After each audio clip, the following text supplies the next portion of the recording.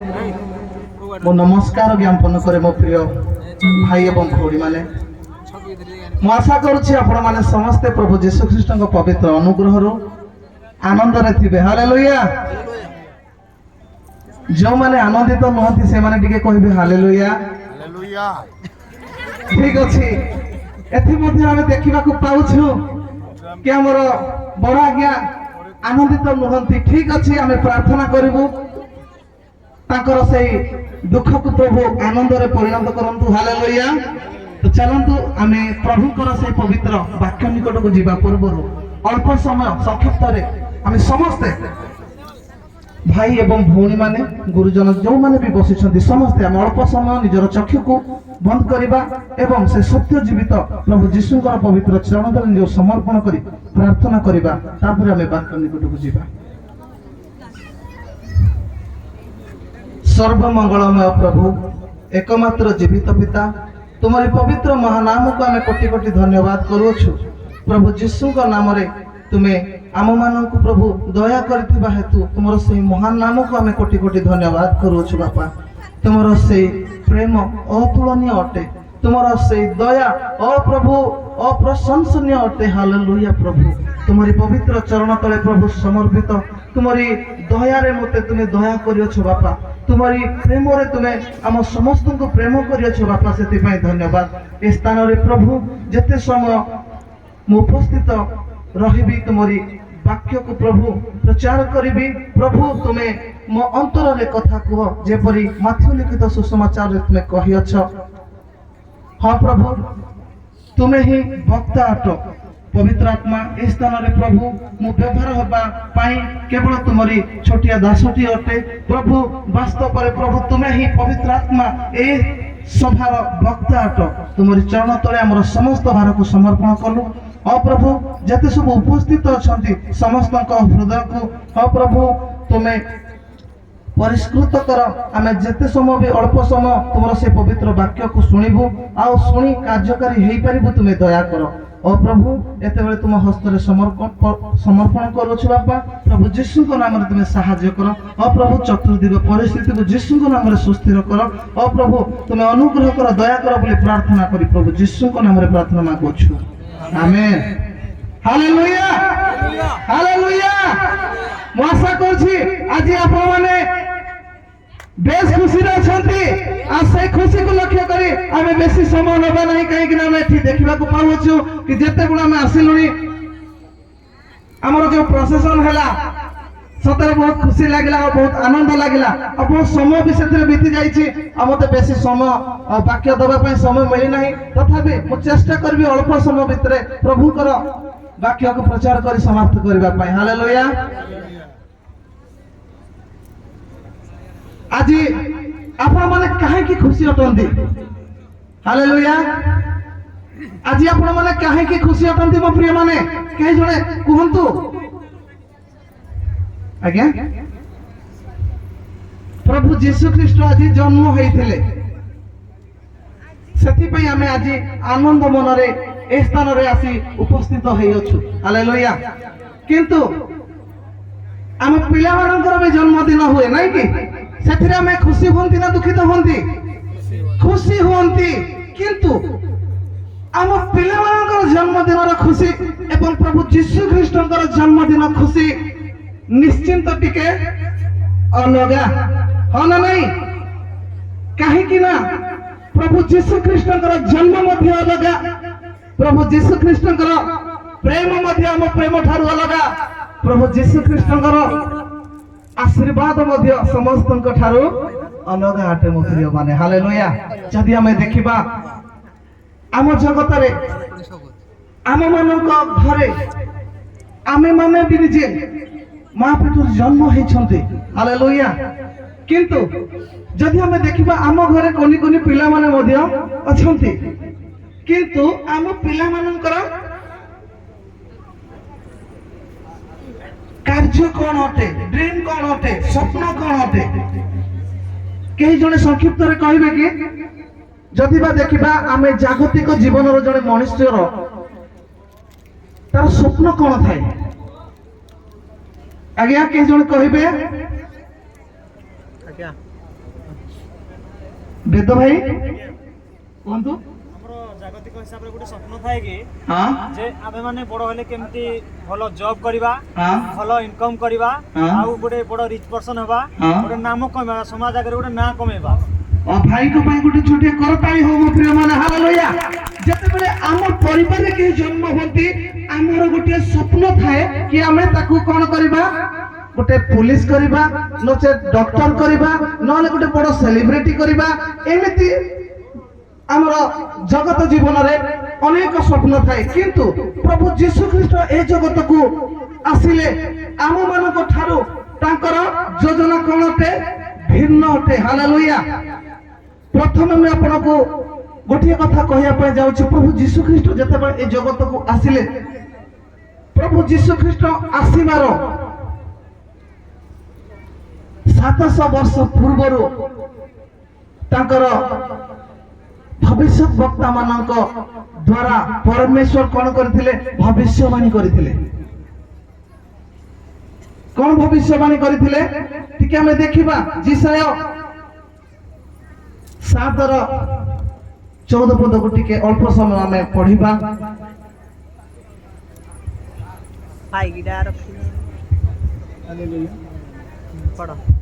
Hallelujah. ପଢନ୍ତୁ ଯେ କହି ପାଇଲେ। ହାଲେଲୁୟା। ଏହେତୁ ପ୍ରଭୁ ଆପେ ତୁମ ମାନଙ୍କୁ ଏକ ଚିହ୍ନ ଦେବେ।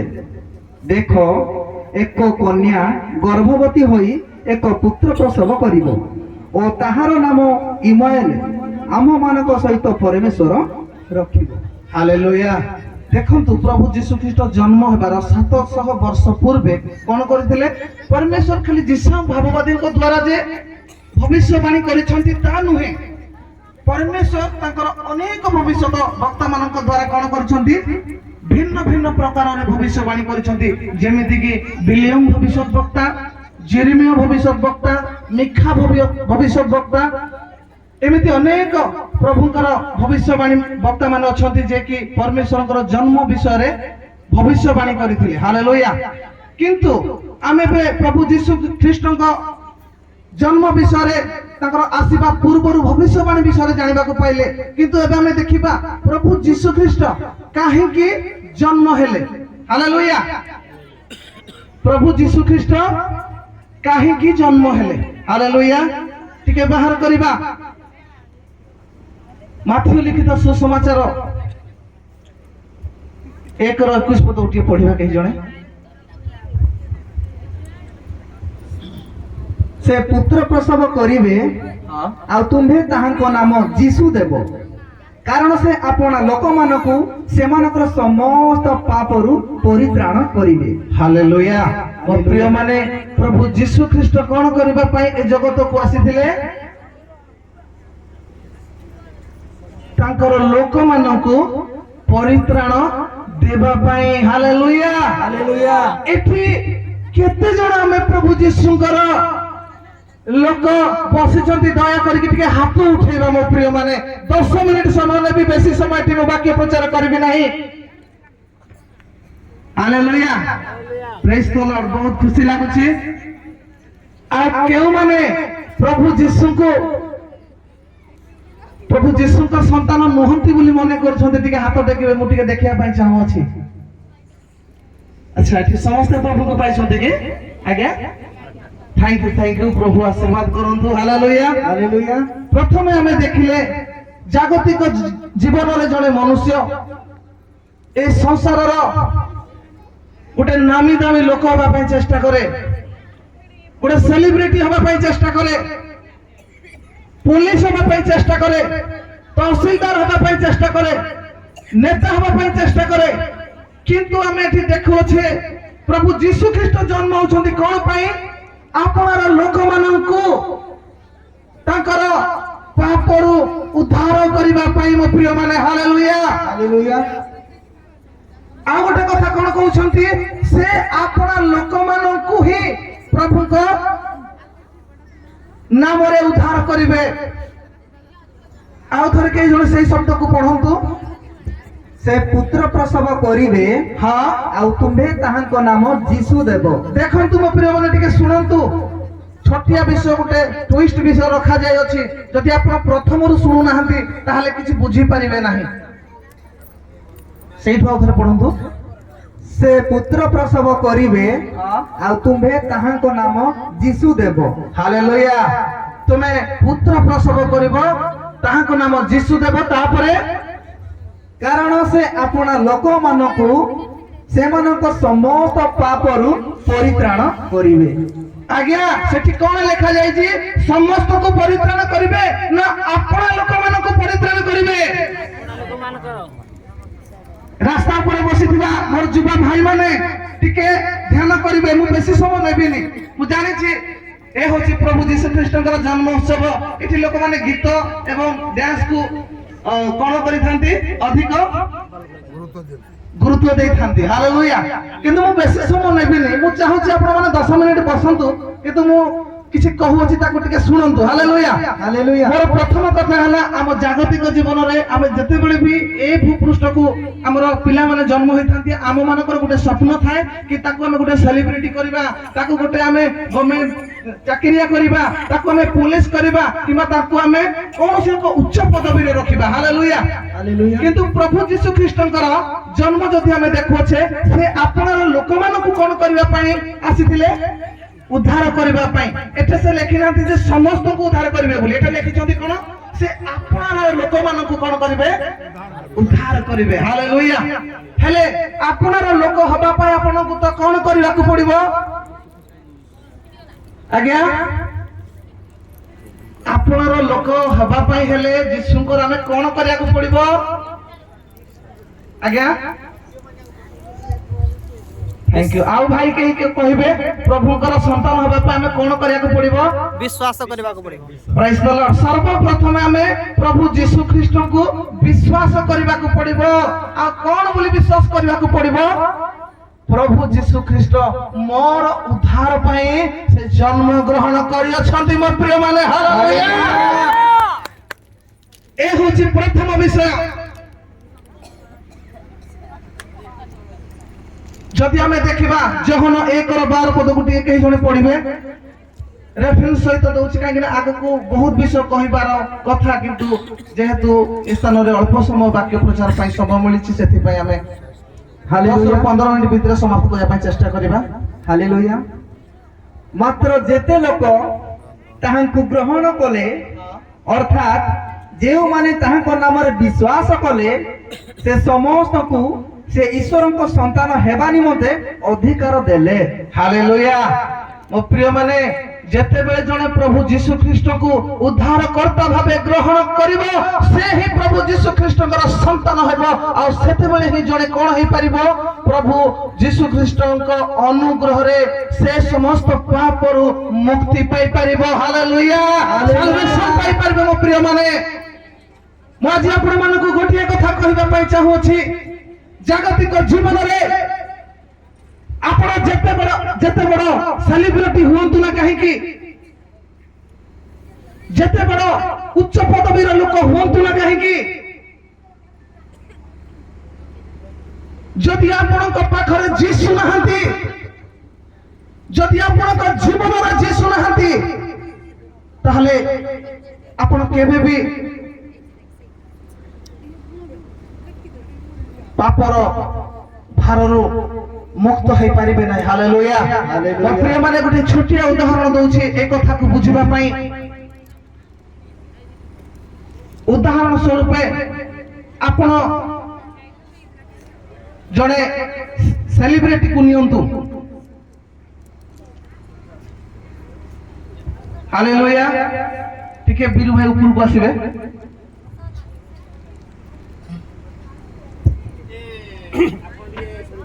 ଆଜ୍ଞା ହାଲେଲୁୟା। ଟିକେ ମୋ ପ୍ରିୟ ମାନେ, এই ভাই জনକୁ ଟିକେ লক্ষ্ୟ କରନ୍ତୁ। ମୁଁ ଖାଲି ଆପଣଙ୍କୁ ଦେଇଥିବା ବାକ୍ୟକୁ ଅଳ୍ପ ସମୟ ପ୍ରମାଣ କରିବା ପାଇଁ ଉଦାହରଣ ସ୍ୱରୂପ এই ଭାଇଙ୍କୁ ମୁଁ ନଉଅଛି। এই ଭାଇ ଜଣେ ହେଉଛନ୍ତି ଆମ ୱାର୍ଲଡର ଜଣେ ବଡ଼ ବୈଜ୍ଞାନିକ। ତାଙ୍କ ନାଁ ହେଉଛି କ'ଣ? Albert Einstein. ଆଲବର୍ଟ ଆଇନଷ୍ଟାଇନକୁ କେତେ ଜଣ ଜାଣିଛନ୍ତି? ଟିକେ ହାତ ଟେକିବେ ମୋ ପ୍ରିୟ ମାନେ। ଭାଇଙ୍କ ପାଇଁ ଗୋଟେ କରତାଳି ହଉ ହାଲେଲୁୟା ହାଲେଲୁୟା ହାତ ଟେକିଥିଲେ କି Yes, ନିଶ୍ଚିତ ଭାବରେ ସେ ଜଣେ ବଡ଼ ବୈଜ୍ଞାନିକ ଥିଲେ ଦିନକର ଘଟଣା ସେ କଣ କରୁଥିଲେ ତାଙ୍କର କାମ ସାରି ଟ୍ରେନରେ ଟିକେଟ କାଟି ଘରକୁ ଯାଉଥିଲେ ହାଲେଲୁୟା ए भाई जन को किए समस्त टे कहबा ए भाई जन को किए जने आम विश्वर बड़ वैज्ञानिक ताकर काम सारी से घर को फेरुथिले भाबी नंतु ताको घर कोन ए गाना अमांतपुर ए भाई ताकर काम सारी अमांतपुर को फेरुथिले ताकर ना होछि अल्बर्ट आइंस्टाइन से जने विश्वर बड़ वैज्ञानिक से जेतबे ट्रेन भितरे बसले ट्रेन छाड़िला आ ट्रेन भितरे से गोटे बही पढिबा को लागले ए बहीटी आपण पढु थांतु आगे टिके हालेलुया ए बही पढिबा को लागला ठीक सही समय रे टीटीआई आसिला टिकट चेकिंग करिवा पई कोन पई आसिला टीटीआई आसिला टिकट चेकिंग करिवा पई आउ जणे भाई केही आसंतु सानो बाबू आसंतु टिके आपण ए बाबू आसो आसंतु क्यों नमस भाई आपण आसंतु आपण जेहेले जणे आसंतु किछि ना आपण काम करा जीवनी एठी जस्ट उदाहरण पाई आपण को रखा जाउ अछि हालेलुया प्रभु यीशु ख्रीष्टकर सुसमाचार को हम अल्प समय सुनिबा ए भाई होछंती किए टीटी से भाई जो बसी छथि से किए से होछंती विश्वर जणे बड़ वैज्ञानिक ए बाबू आसंती टीटी चेकिंग करी करी आसुछंती किंतु यांको दृष्टि पड़िला हबे टीटी ऊपरे तांको देखिले मात्र के आपण के हिसाब किताब करी के साइड रे ठिया हो हालेलुया ए बाबू जतले समस्त को ठारो टिकट चेकिंग करी करी आसुछंती यांको दृष्टि पड़िला टीटी को ऊपरे हालेलुया हालेलुया हालेलुया हालेलुया ए जेते बेले टिकट चेकिंग करबा पे आसुछंती तांको देखिकी ए बाबू कर कोन खोजिबा को मने पड़िला टिकट कानो सेते बेलु से पढिबार व्यस्त थिले एबे टिकटी को देखिकी ताकर टिकट कथा मने पड़िला को कथा टिकट कथा मने पड़िला किंतु से खोजी खोजी ए भाई जेते बेले टीटीआई तांको पाख को आसिले ताको पचारिले आगे टिकट देखंतु टिके कहिबे ताको टिकट देखांतु से तळकु मुह गाड़ी बसी छंती बसंतु टिके चेयर रे जेते बेले टिकट कथा पचारिले ए बाबू सडन ताको मुह को देखिबे टिके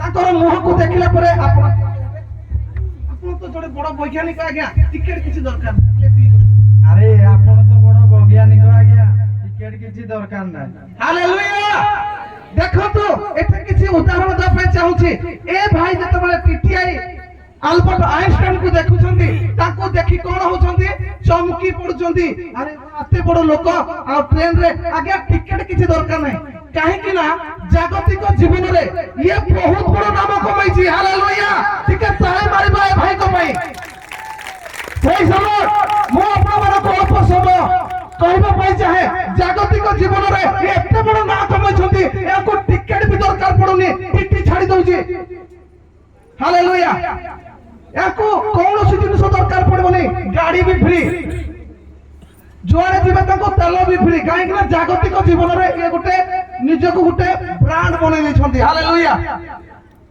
मत माने ए जतरे ताको देखि खुशी आइ छथि ताको सहित सेल्फी भी नउ छथि ए भाबि न तो सिद्धांत महापात्र ओ सार को भेट होय गेला आगे गोटे सेल्फी मोबाइल धर छथि कि हां सेल्फी ए जा गोटे आगे आपन सहित मो घरे गले कहबी एडे बड़ वैज्ञानिक संगे भेट होइतिला आउ एमती तापरे आपण टिके बाट को चली जांतु सेही कांथ जाके जांतु गला परे पुणी पछ को देखिए तुम किंतु खोजु थाओ तुम टिकट को खोजु थाओ से गला परे भी ए बाबू टिकट एपर्यंत भी खोजुतंती हालेलुया से बाबू जन को टिकट ता कुडु नेले नाही किंतु कोन करछंती ए बाबू एबे भी टिकट खोजुतंती से किछि दूर गला परे पुणी भाईटिए पछ को ताको चाहिबे ताको पाख को आसीबे आज्ञा किछि दरकार नै पूरा टिकट मो ना कली हालेलुया देखंतु ए जागतिक जीवन रे जो हमें जो ब्रांड कपड़ा पिंदी बुलु जे जो सब मिछर कोट पे जे हमें जो वीआईपी देखाई जे कनो ଗାଁକୁ ଆମେ ଯୋଉଠିକି ଗଲେ ବି ଆମ ନାଁରେ ଆମକୁ ଲୋକ ପୁରା ବାଟ ଛାଡି ଦଉଛନ୍ତି। ହାଲେଲୁୟା। ଏ ବାବୁଙ୍କର କହନ୍ତି ହଜାର ହଜାର ଲକ୍ଷ ଟଙ୍କାର ଟିକେଟ କୁ ମଧ୍ୟ ଟିଟି କଣ କରୁଛି 2 ମିନିଟରେ କ୍ଷମା କରିଦଉଛି। କିଛି ଦରକାର ନାହିଁ ଆଜ୍ଞା ଟିକେଟ। ତାକୁ ଯେତେବେଳେ ସେ ଖୋଜୁଛନ୍ତି ଆଉ ଥରେ ଆସୁଛନ୍ତି କହୁଛନ୍ତି କଣ ଆଜ୍ଞା କିଛି ଦରକାର ନାହିଁ, ମୁଁ ମନା କଲି ପରା ଟିକେଟ କଣ ଦରକାର, ଆପଣ ଆମ ଏରିଆର ଏଡେ ବଡ ଲୋକ, ଆମ ୱାର୍ଲଡର ଜଣେ ବିଶ୍ୱ ବୈଜ୍ଞାନିକ, ଆଉ ଆପଣ ଟିକେଟ କଣ ଖୋଜୁଛନ୍ତି? ନାଇଁ ସାର୍ କିଛି ଦରକାର ନାହିଁ, ଥାଉ ଥାଉ ଥାଉ ତମ ଟିକେଟ ଥାଉ। ମ ଏବେ ଆମେ ଜଗତର ଯଦି ଦେଖିବା ଏଠି ବି ବଡ ବଡ ନାଁ କମେଇଥିବା ଜାଗତିକ ଜୀବନରେ ପରିଶ୍ରମ କରି ବଡ ବଡ ନାଁ କମେଇଛନ୍ତି ମୋ ପ୍ରିୟ ମାନେ। ହାଲେଲୁୟା। କିନ୍ତୁ ମୁଁ ଆଜି ଆପଣମାନଙ୍କୁ ଗୋଟିଏ କଥା କହିବା ପାଇଁ ଚାହୁଁଛି, ଯେତେବେଳେ ଏ ବାବୁ ବାରମ୍ବାର ତାଙ୍କୁ ଏଇ ପ୍ରଶ୍ନ ପଚାରୁଛନ୍ତି କି ଟିକେଟ ଦେଖାଉ ସେ ବାଧ୍ୟରେ କଣ କହୁଛନ୍ତି? ବିରକ୍ତ ହେଇସାରିଲେଣି। କଣ ହେଇସାରିଲେଣି? ବିରକ୍ତ ହେଇସାରିଲେଣି କି ଟିକେଟ କୁଆଡେ ଗଲା ବୋଲି। କିନ୍ତୁ ଏ ଛାଡି ସାରିଲେଣି ତାଙ୍କୁ, କିନ୍ତୁ ହେଲେ ବି ସେ ଟିକେଟ ଖୋଜୁଛନ୍ତି। କଣ ଖୋଜୁଛନ୍ତି? କଣ ପାଇଁ ସେ ଟିକେଟ ଖୋଜୁଛି? ଭାଇ ତାକୁ ତ ଅଲରେଡି ଟିଟି ଛାଡି ସାରିଲାନି, ହେଲେ ଟିକେଟ ପର୍ଯ୍ୟନ୍ତ କଣ ପାଇଁ ଖୋଜୁଛି? ହାଲେଲୁୟା। ବିରକ୍ତ ହେଲା ପରେ ଭାଇ ଜଣକ କହୁଛନ୍ତି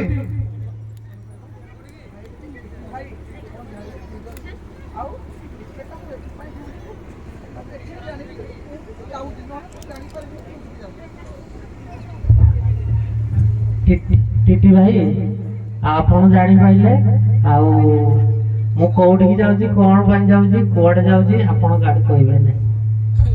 ହାଲେଲୁୟା। ସେ ଭାଇ କହି ଜାଣିଲେନି ଆକ୍ଚୁଆଲି ରେ କଣ ହେଇଛି। ଏ ଭାଇ ବିରକ୍ତ ହେଲା ପରେ କଣ କହିଲେ ଜାଣିଛନ୍ତି? ହାଲେଲୁୟା। କହୁଛନ୍ତି ଆଜ୍ଞା ମୁଁ ଟିକେଟ ଏଥିପାଇଁ ଖୋଜୁଛି, ଟିକେଟ ନ ଦେଖିଲେ ମୁଁ ଜାଣିପାରିବି ନାହିଁ ମୁଁ କୋଉଠିକି ଯାଉଛି ମୋ ପ୍ରିୟ ମାନେ। ହାଲେଲୁୟା।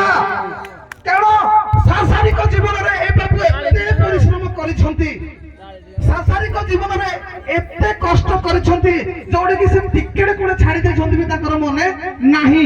ଟିକେଟ ଦେଖିଲେ ଜାଣିବେ ଯେ ମୁଁ ଏଇଠୁ କାଟିଛି ଯାଇକି ସେଇଠି ଓହ୍ଲେଇବି। ହାଲେଲୁୟା। ମୋ ପ୍ରିୟ ମାନେ ସେ କୋଉ ସମୟରେ ଟିକେଟ ଖୋଜୁଛନ୍ତି ଦେଖିଲେ ତ?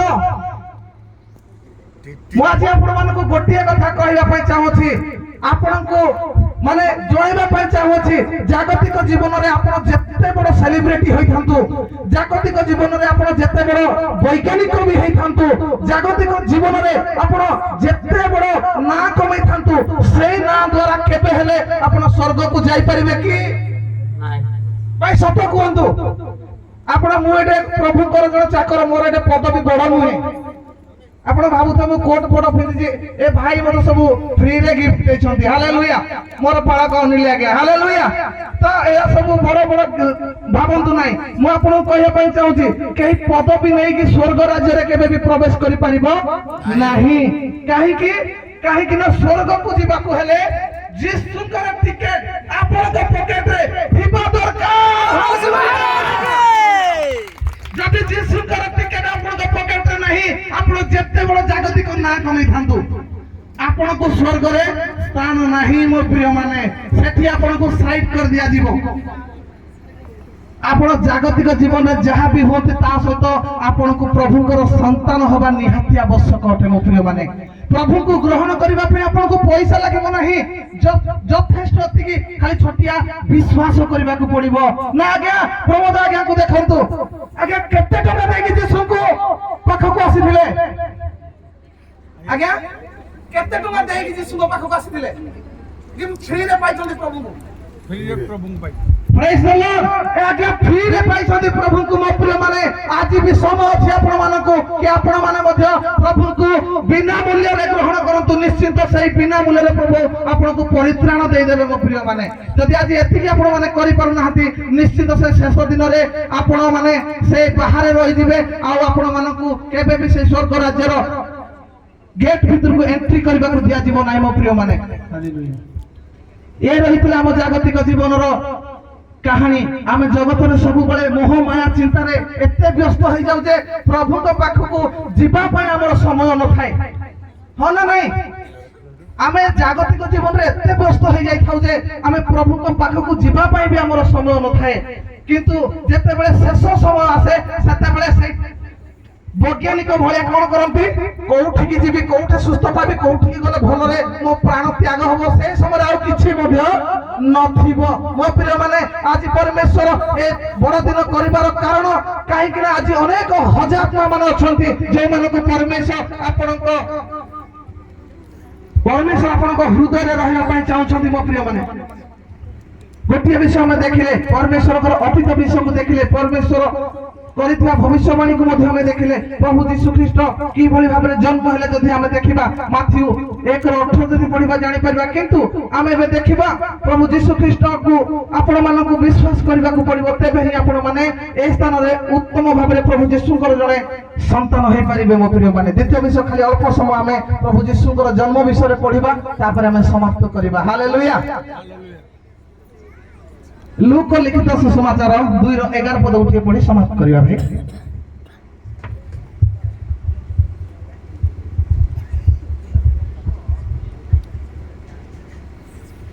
ହାଲେଲୁୟା। ହ୍ୟାଲୋ କିଏ ପାଇଲ ଭାଇ ଦୟାକରି ଟିକେ ପଢନ୍ତୁ। କାରଣ ଆଜି କୁହ।